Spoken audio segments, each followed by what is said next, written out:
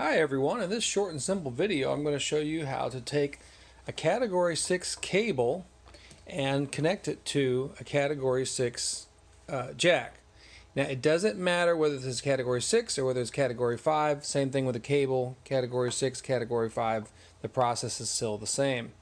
The tools you'll need are a pair of lineman snips and a 110 punch down tool. However, if you don't have these things, you probably can get by with a pair of household scissors, and these little plastic tools have been coming with the jack inserts. These little things, they've been coming in the same kit with these lately, so you could probably use this too. It's not the preferred method, but we'll do it both ways. So you can see it both with the punch tool and also with this little plastic insert tool. Okay, so to begin, the first thing we need to do is to strip back the jacket from the Cat6 cable. So the jacket is this plastic coating that is on the outside, and inside reveals 8 individual wires inside. So I'm going to take my snips and lightly make a grazing action or kind of a scoring action on the outside of the jacket, and then I'm going to break it open. Now it looks kind of easy because I've done this for many years. You may have to kind of fight with it a little bit, but ideally you want to expose these wires. But we're not ready to start yet. Because that grazing action sometimes will actually end up damaging the wire coating on the inside, the coating that goes around these wires, we need to do another process where we take and we make a little notch in the cable like so. And then there's this string inside, or it's formally referred to as ripcord. Sometimes it's slangily referred to as dental floss. We need to put that on the notch and pull back a little bit. And the reason we're doing this is because, like I said, when we do that scoring action on the outside, we can sometimes penetrate too far and actually cut the coating. So by doing this, what we're doing is we're getting we're exposing a fresh set of the wire to us. And then what we do is we take our snips, and we want to get that wire tore off of there, or preferably cut off of there in a nice round circle. Now, one of the things that's really important when we're doing this work, where we're connecting the wires to the RJ45 jack, our Cat6 or our Cat5 jack, is that we want there to be very little excess wire between the jacket and the jack. Whereas when we terminate is the formal word for connect. When we terminate these wires onto this jack, we don't want there to be a lot of excess exposed wire. Ideally, what we want is for our jacket to pretty much mate right up against the back of the jack. So now on these jacks, and these come in different shapes and sizes, but one thing is pretty common for all of them is that they have this color code on the side. So do you see here? I've got this kind of a solid orange and kind of a striped white orange, and then a solid green and a striped white green. And then if you flip it over, it's got the same thing. But there's 2 sets. So here they're the same. The blue and the brown are the same on this side. But on this side, you've got the green here and the green here, the orange. So it's like, well, wait a minute, which one am I supposed to use? Well, what this is, and it probably doesn't show up on the camera, but if you could see it up close, there's a B style and an A style wiring. So if you choose to use the key on the bottom, it's B style, and if you use the key on the top, it's A style. And then here, the blue and the brown, it's the same for both, so that's why they look the same. Well, so you're like, okay, so what are the colors? I mean, what does that apply to? Well, if you look at the inside of the Cat6 cable, you'll notice there's the same colors. We've got blue, orange, green, and brown. And each set of wires, every set of 2 wires is twisted together. So these are what's known as a pair. So we've got a blue pair, orange pair, green pair, brown pair. And if you separate the pair, what you'll notice is that one of them is kind of like a white with blue, and one is a solid blue. So if you look at the jack, and here we've got like a white blue and a solid blue, well, that's your key. So for instance, your solid blue is going to go in the notch with a solid blue color on the jack, and your white blue is going to go into the notch with the kind of the whitish blue indicator under it. Does that make sense?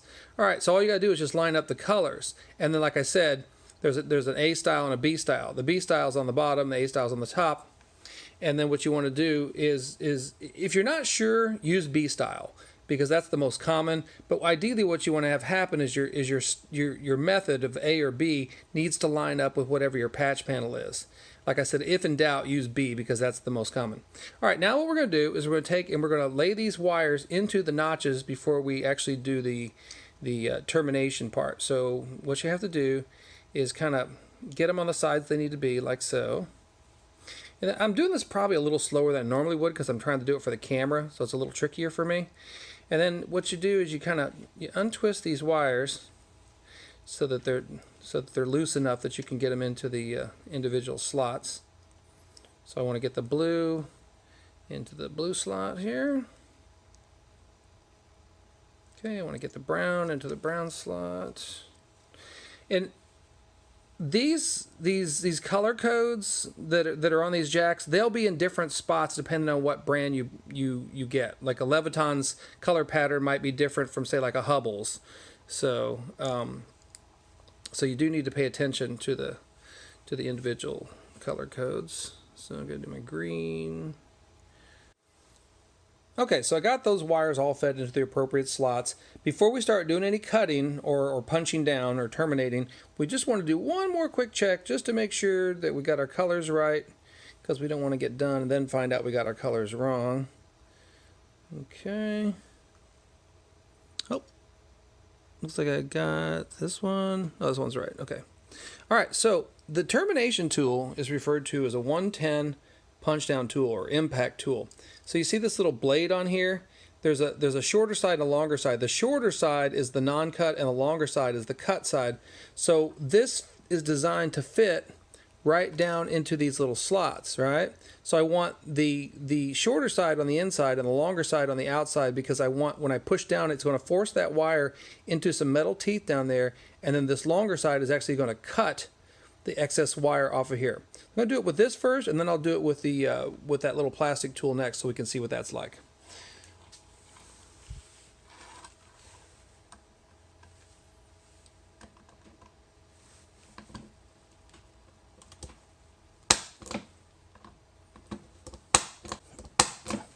All right, so now that I did that, these wires are perforated. Sometimes they pop right off when you do the cutting, and sometimes they just have to be kind of wiggled off because they're perforated.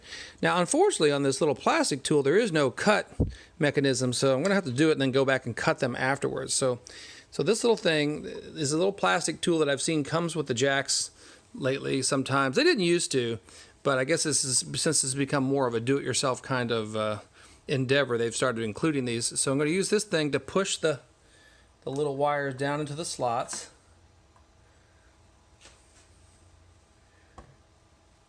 Okay.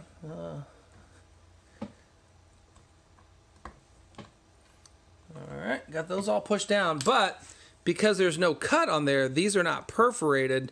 So what I'm going to have to do, and I'm not crazy about this idea, but I'm going to have to come back and try to cut off that excess wire as close as I can. And this would be really tricky to do with a pair of household scissors. A little easier to do with snips. And it's not too bad.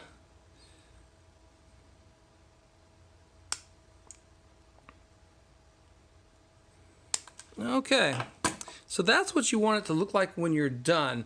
And again, remembering that the jacket needs to be up into the jack or touching the jack as much as possible. You don't want excess space between where the jacket ends and the exposed wires are going into the jack. And the reason that is because we want to keep those wires twisted as much as possible. We want to keep the jacket on there as much as possible because it helps with the noise reduction properties of the cable, plus it also helps with the speed. Then lastly, you have these little like covers. These covers are designed to just fit right on top like that. And sometimes there'll be two separate ones, or sometimes it comes as just one big giant square that fits on there. And there you go. That's what it looks like. Okay, so ideally, if you have the right tools, a 110 punch down impact tool and a pair of lineman snips are ideal. But if you don't have those things, if you can just at least get one of these and a pair of household scissors, and you can probably get your way through it. Okay, thanks for watching.